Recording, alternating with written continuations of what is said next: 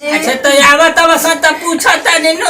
का करबू। अब हम ना रहो बाबूजी, हमरा कर लिया चलो बाबूजी। अच्छा तो पहले सलाह कोले में जा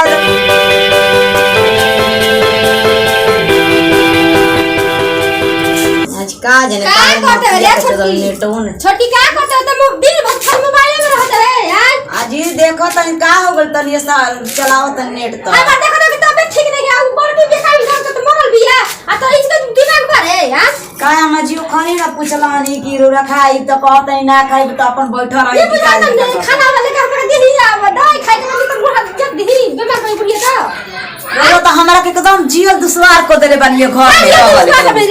दिन रात हमरा संगे करत रही। और बेटा बान तो वही लगन के अरोरा बानी तो वही गोतिन वही हाल कइले बैठ हमर बापो भैया के बुला दी हम अपन चल जाई जानी जे फिर हम पतन खाली दिन भर मोबाइल में रहत रे काम धंधा नहीं तोरा लोगन ई फिक्र नहीं कि घर के ना रोरा करत रही हाउ करत रही बड़की के बड़ी पटीशन खींचीला काहे ने काहे तोरा लेबर चट के देवे ले काहे बड़की पतो तोरा ना तू मोबाइल देख पर देखत रह तोरा तो बढ़िया बड़की पतो बिया रे जातनी नहीं यार हम फोन करे बाबूजी के बुलावे आ जान बाबूजी ना आइहनु त जहर देखा के मरबे करब। बाबूजी ना आइहन बाबूजी साथे जाई बीमार पानी नु हमरा के दइए से खाना पानी तेल तासन सब करती है आ दवाई सुई से सब करावती है घर के सारा काम करती है गरु मार के सब करती है मैं काम करती है घर के जादी उ करत इनु त उनके नाम बा हम करत तनी उनकर नाम रहता त हम चल जातनी नैहर आ बाबूजी के फोन धराओ तनी आ फोन धरा के आ बाबूजी से बतिया के चल जातनी जाता नहीं है नु त जो नहीं है बोला भाई बाप के अपना उहे तुम तुमको पूरा कर दे नतीजा तो बताओ त नु पूरा कर त नु को जो नहीं है जाता तो हमरा फेर नहीं खे हमरा बड़की पता बिया नु। हेलो बाबूजी ए बाबूजी तू आओ देखो हम रहब ना हमरा के बहुत सासत मिलता है घर में। हाँ ससुई उहे बाड़ी बोला तरी खूबी ना उ कह तरी नु कि अइबनु तो उनको के जौन बुझाई तो कर दे ना विदाई करे के नामे नहीं खंजा लेते। हाँ अच्छा ठीक बा हम आवत नहीं ठीक नु। हाँ तो हाँ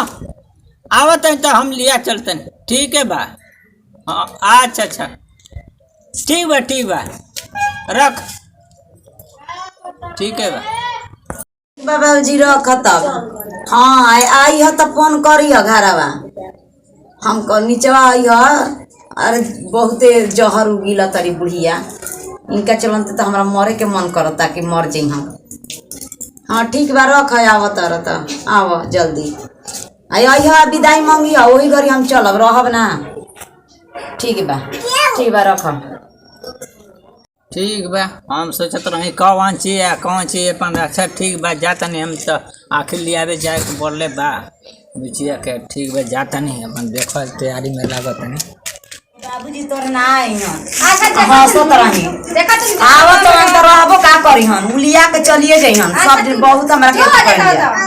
हे भाई जा हम द्वारी पे घर में मत आइए खुशी मत अपन बेटा के बड़ी दियो कि मत जाई हन लिया एक खातिर बाप हमर परस्ती चला दी। यही बोला हां आतना ये कि नहीं देख हम चल जाई कि ना चल जाइए ना घर में फिर लाख में तो लगा हमरा घर में आके बंद हो जा। बताओ चलो कितना दिन पर नैहर जाए के पड़ी आज नैहर चलिए जाए हम। आज कितना दिन पर हमार बाबूजी आवत कितना खुश आज मन भइल बा हमार कितना दिन के बीच में हो कने बड़ा खुश खुश रहब ना। आज बाबूजी आवत रहन आज नैहर जाइब हम नैहर जे तो बड़ा एक बार प्लान हो गली कैसे सब का जाइब ना। आ जान त कबे से ना बुढ़िया हमारा के लड़की पता कुछ ना करेले ना खाए करेले ना पानी करेले रौरा के खूब बड़ाई करती है जे करी से करे के बड़ाई होई तो जाए दी रौरा सासुई में मिल के रही हम अपन नैहर चल जाई। करबे ना करबू त का हो जे करत ओकरा के बड़ाई बा जे नइखे करत ओकरा के नइखे बड़ाई। ठीक है भाई जा चलिए जब यहू भागे चल जाई आई भी कल बिनिया के मुंह देखे खातिर मरियो जैता ना यही खातिर तू त लगौल है बाबू तब का मरियो जी तो बुढ़िया तना है जाए तो तोहन के का करबू जे का ना करबे हम का करी चलो का जाने वो गाड़ी घोड़ा मिलिया सन तब न गाड़ी घोड़ा के दिक्कते चलता।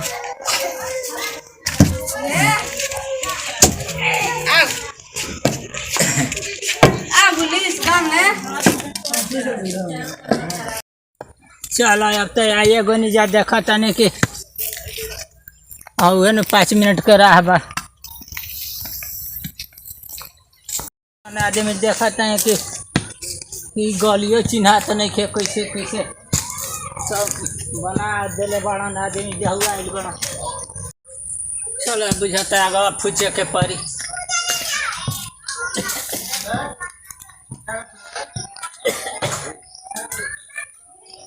से चल बतासा तो ले बने लैकन फैकन के दिया आ जाई हमें का के बा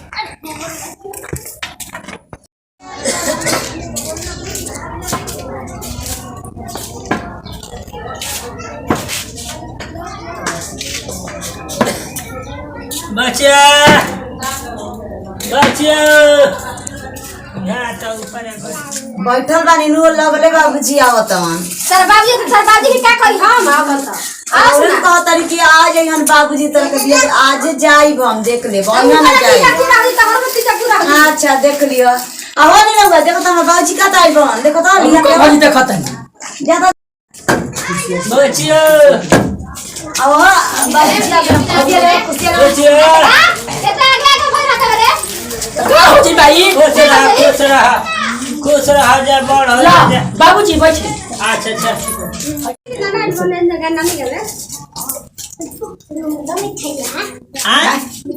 मिठाई है ले जा ला बतासा देखिए जा फूटे मत ले जा जी बाबूजी काहे के ऐसन घरवा देखी के बिया वाला हो बाबूजी बाबूजी चारू हरिया तके ना आ कोई ना लगे हो बाबूजी बाबूजी ससुई तो मिलल बिया नटनिया हो बाबूजी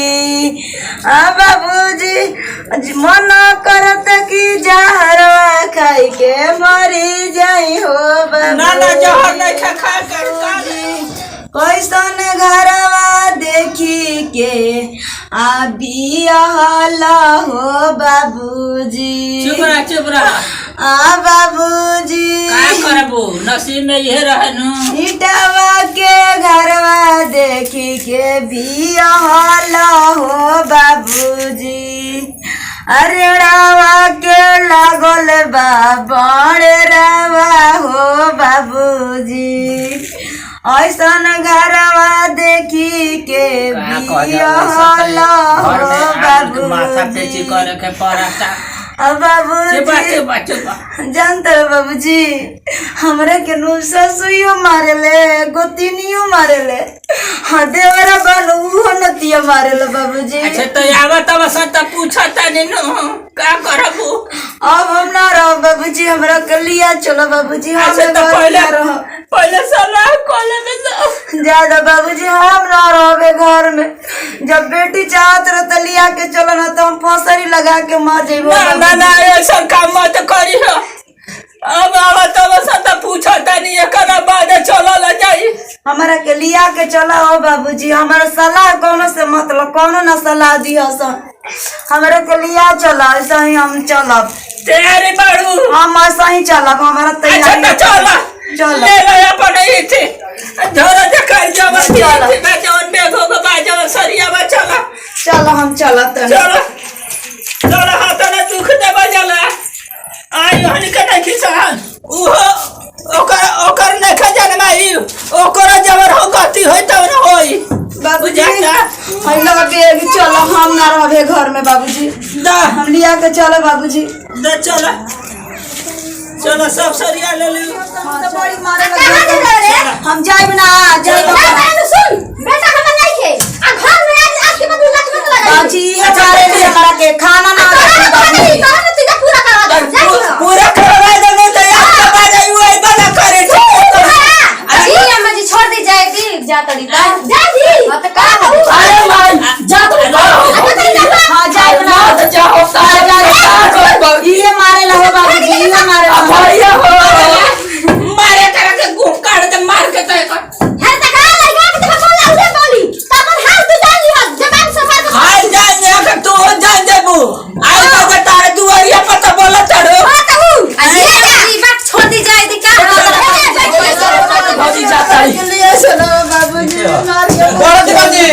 एक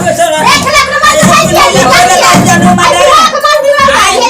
तो झोरा वाला लगे तैयार बनी। हाँ तो तैयार ना हो के नदी में देखो तो के आई लड़की रोवा तो रहती है। खाली पहले खाना ना खाई नहीं। हाँ सब ठीक बा। तो चौल लड़ी कहाँ है यही का है? ई का है नतीजा कैले बनी जाया है तो करत तभी है। अच्छा पूछी तो का दुख ना करा माना दुख माई मारे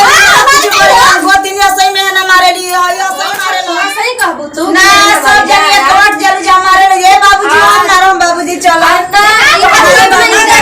बोली ना हमें घर में ना रहो सब राइस बढ़ जाइए। अच्छा रोहरो तो ठीक है। मैं लड़की के बात बात सुने नहीं आप जाने तरी रोहरो के बारे में जाना तो मैं सब बतिया हम जाना था। मैंने सब पैयाती अगर मैं ये ठीक भी है को तो ठीक नहीं खाता खा दिया को बेले आप फोन पर फोन से हम ना सुनी ना का सुनी के क्वेश्चन बा का सुनी फोन से काय कर दिक्कत बउए बाबूजी हमरा के लिया के चलो हम घर में ना रहो बाबूजी चलो आज के बाद घर में लात ना लगाओ कोई। अंदर लगाई। हां ना लगे छोटा नाक ना जा छोटा तू तोरा काम करके सुन लिया घर में क्या रखे हम नहीं आए अपन बाप के करे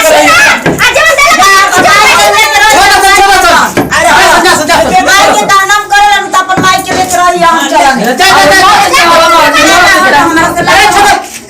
अरे वो खटक नहीं बिया है ई लड़ा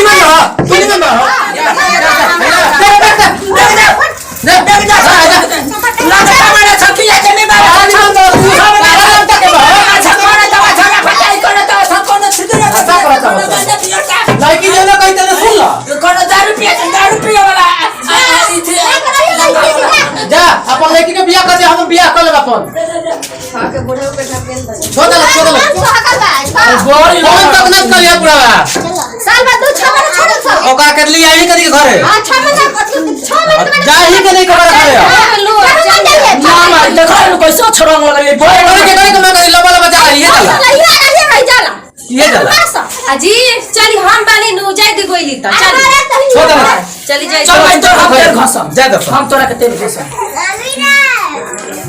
भैया हम इंदू देवी रोरा सब जान पहचानत बानी। देखी रोरा सबके गोड़ छू के गोड़ लगतनी हमनी के टीम बा जवन नितिया भोजपुरी जंक्शन। तो वो देखिए हमने के एगो पारिवारिक वीडियो बनैला हनीजा मतलब ऐसे सब घर में तना ही कोई में होता तो हमने के मतलब उतारा दिला हनीजा ही नहीं की जा मतलब करत की हकीकत में। तो देखी जवन हम कैला हनी गलती कि बिना कोई के सलाह ले ले हम घर से निकल जाता नहीं। आ बाबूजी के मतलब ना चाहिए कि बेटी के हर बेटी के घर में मतलब होला थोड़ा बहुत सास पतों में थोड़ा होला झगड़ा लड़ाई मगर ऐसे जौन कि हम कहला हनी कि बाजी के लेके चल जाता नहीं बिना कोई के पूछले कहले तो ऐसे रोरा मत करब। जौन की गलती यहाँ के कहनी हमहू कहनी तो ये गलती के माफ़ करब अपना बेटी बहन समझ के।